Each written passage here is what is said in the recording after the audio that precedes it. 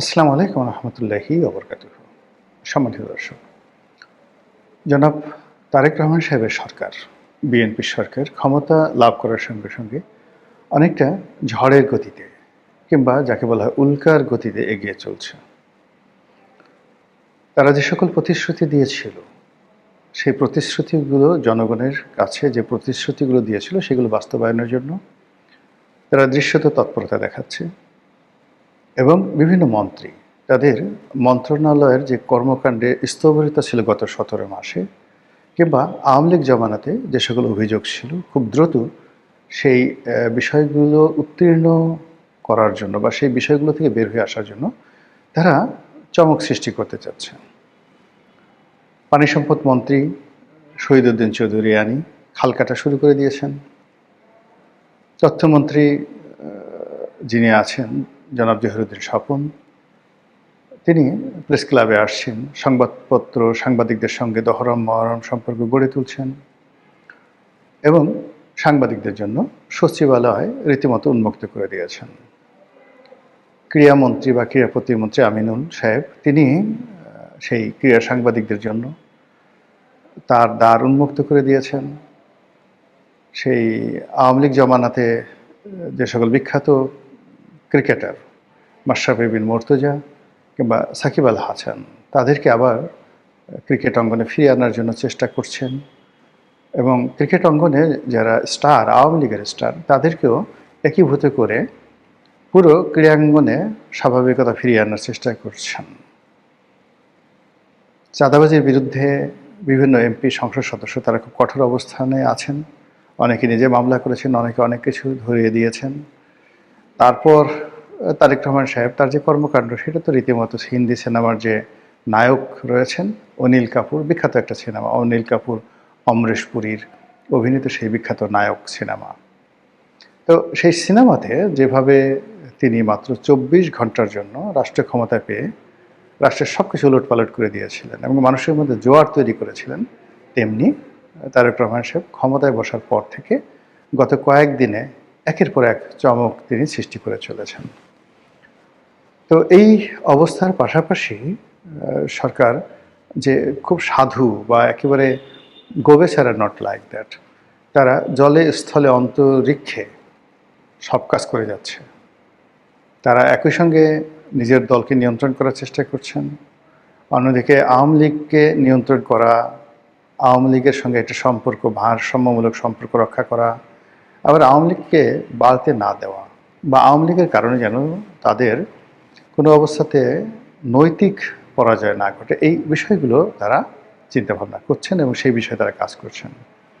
এবং তারা সবচেয়ে বেশি যে কাজ করছেন সেটি হলো গত ১৭ মাস ধরে প্রশাসন, রাজনীতি, অর্থনীতি, ব্যবসা বাণিজ্য, শিল্প, সাহিত্য, সংস্কৃতি, সাংবাদিকতা, কূটনৈতিক পাড়া, সব জায়গাতে জামাত এবং এনসিপি যুগপৎভাবে যে দুর্গগুলো তৈরি করেছিল, সেই দুর্গগুলো তছনছ করে দেওয়ার তারা চেষ্টা করছেন।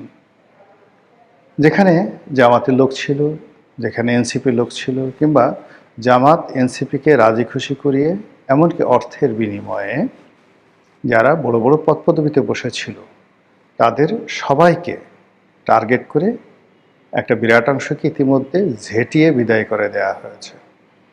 অনেকে নিজের ইচ্ছায় চলে গেছে এবং আরও অনেককে টার্গেট করে খুব দ্রুত তাদেরকে বাদ দেওয়ার চেষ্টা করা হচ্ছে। গত ১৭ মাস ধরে ঢাকা বিশ্ববিদ্যালয়ের ভাইস চ্যান্সেলর এবং আইসিটির যিনি চিফ প্রসিকিউটর জনাব তাজুল, তারপর শিশির মনির, এদের নামগুলো যেভাবে আসছিল গত ২ দিনের মধ্যে এই নামগুলোর মোটামুটি একটা দফা রফা বিএনপি করে দিয়েছে। এর বাইরে বিচারাঙ্গন, পুলিশ বাহিনী, তারপর বিভিন্ন সিটি কর্পোরেশনে তাদের যে আধিপত্য ছিল সেই আধিপত্য চুরমার করে দেওয়া হয়েছে।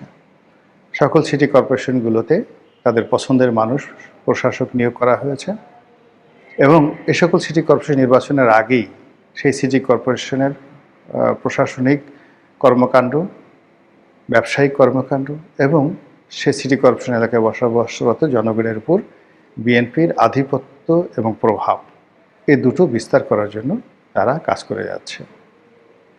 খুব সতর্কতার সাথে তারা চীনের সাথে সম্পর্ক স্থাপন করার চেষ্টা করছে, পাকিস্তানের সাথে সম্পর্ক স্থাপন করার চেষ্টা করছে, আর ভারতকেও কিন্তু তারা ছেড়ে দিচ্ছে না। কিন্তু এক্ষেত্রে যে সমস্যাটা আমি দেখতে পাচ্ছি সেটি হলো, যেভাবে সেনাবাহিনীতে পরিবর্তন করা হয়েছে, এতে স্পষ্টতই সেনাবাহিনীর মধ্যে যে ভারতীয় লবিস্ট গ্রুপগুলো ছিল তারা মারাত্মক দুর্বল হয়ে পড়েছে। তো ভারতের সাথে যদি বিএনপির সম্পর্ক হয়ও, সেই সম্পর্ক দিয়ে ভারত অতীতে আওয়ামী লীগের উপর যে প্রভাব বিস্তার করতে পেরেছে বা আওয়ামী লীগকে দিয়ে যে কাজগুলো করাতে পেরেছে সেই কাজগুলো তাদের পক্ষে করানো সম্ভব হবে না। এটাই রূঢ় বাস্তবতা। অন্যদিকে এই যে সেনাবাহিনীতে পরিবর্তন, পুলিশ বাহিনীতে পরিবর্তন এবং আন্তর্জাতিক অঙ্গনে পাকিস্তানের সঙ্গে চীনের সাথে যে সম্পর্ক স্থাপনের যে তোড়জোড় চলছে, তার প্রেক্ষিতে আমলাতন্ত্রের মধ্যে এই দুটো দেশের প্রতি দুর্বলতা প্রদর্শন করার জন্য বহু আমলা 10 পায়ে দাঁড়িয়ে আছে।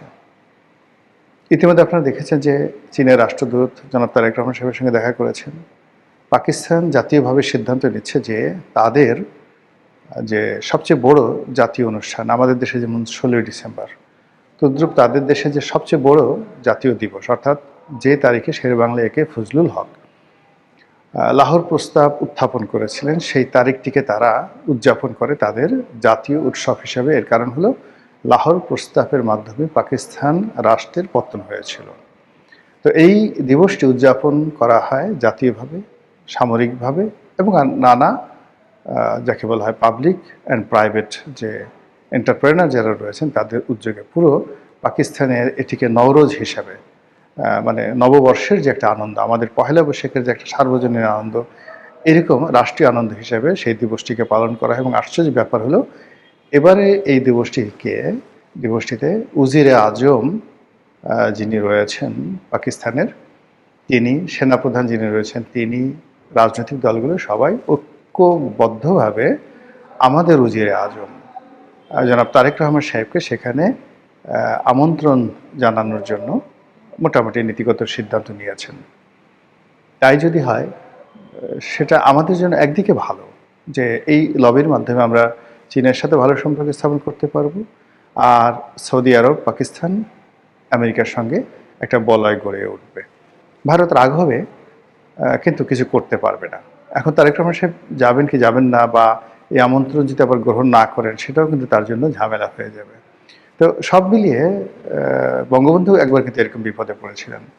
যখন ওআইসির সম্মেলন শুরু হলো স্বাধীনতার পর, বঙ্গবন্ধু চাইলেন যে তিনি সেখানে যাবেন, ভারত বলল যে না, তুমি যেতে পারবে না। এটা বঙ্গবন্ধুর জন্য খুব অসম্মানজনক ছিল। তো তিনি সঙ্গে সঙ্গে জুলফিকার আলী ভুট্টোকে বললেন যে ভুট্টোকে তিনি তুমি করে বলতেন, তো ভুট্টো তুমি আমাকে স্বীকৃতি দাও, তাড়াতাড়ি আমি পাকিস্তান আসবো। That was the relationship of a leader. তিনি বললেন যে নুসরাত কেমন আছে, মানে জুলফিকার আলী ভুট্টোর ওয়াইফ, নুসরাত কেমন আছে, বেনজির কেমন আছে, আমি আসবো, ওআইসিতে অংশগ্রহণ করব, তুমি আমাকে তাড়াতাড়ি স্বীকৃতি দাও। সেভাবে তাকে স্বীকৃতি দেওয়া হলো, তিনি ওআইসিতে গেলেন। এই যে ভারতের সাথে সম্পর্ক নষ্ট হলো, যার জন্য তার জীবন দিতে হয়েছিল। তো সেই জমানা কিন্তু এখন আর নেই।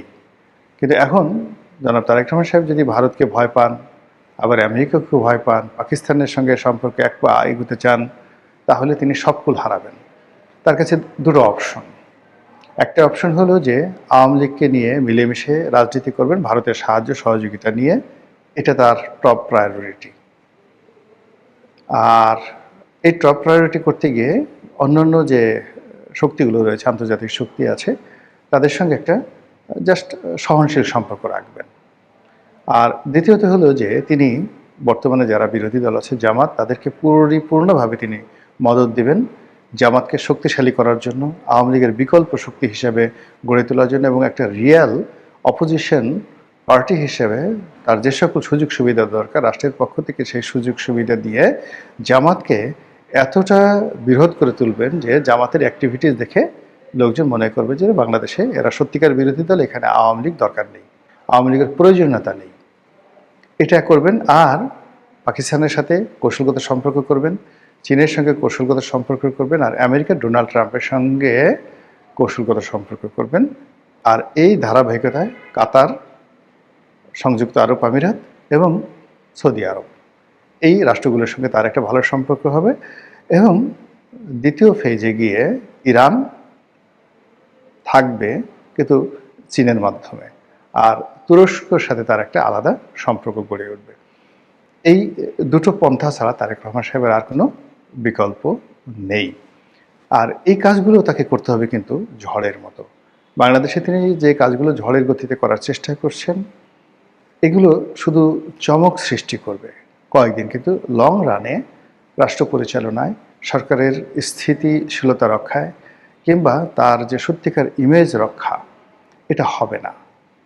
তাকে এই মুহূর্তে আন্তর্জাতিক অঙ্গনে একটা সিদ্ধান্ত নিতে হবে, এসপার নয় ওসপার, তিনি জিতবেন অথবা তিনি পরাজিত হবেন, তিনি সাহসী হবেন অথবা তিনি নতজানু হবেন, এর মাঝামাঝি কোনো জায়গা নাই। তো এই কাজগুলো চলছে। নতুন সরকার একটা নির্দিষ্ট সময় পর্যন্ত আমাদেরকে সময় দিতে হবে, হানিমুন পিরিয়ড যেটাকে বলা হয়। আদারওয়াইজ সরকারও ভালো কাজ করতে পারবে না, আমাদের দেশের কোনো উন্নয়ন হবে না। তো যে কাজটি সরকার ঝড়ের গতিতে করার চেষ্টা করছে, দোয়া করি তাদের মধ্যে যদি ভালো চিন্তা থাকে, নেক আমল থাকে, সৎ আমল থাকে, দেশের কল্যাণ করার যে চিন্তা চেতনা থাকে, আল্লাহ তাদের কাজে বরকত দান করুন। আর যদি তাদের দুরভিসন্ধি থাকে, মুনাফিকি থাকে, দুষ্ট বুদ্ধি থাকে, দেশ থেকে টাকা পাচার করার ধান্দা থাকে, বিরোধী দলকে মেরে কুটি কুটি করার ধান্দা থাকে, আল্লাহ যেন তাদেরকে হেদায়েত দান করে, আর তাদের এই দুষ্কর্ম যেন একেবারে বাসর ঘরই আল্লাহ তার আপন শক্তি দ্বারা দমন করে দেন। আসসালামু আলাইকুম রহমতুল্লাহি ওয়া বারাকাতুহু।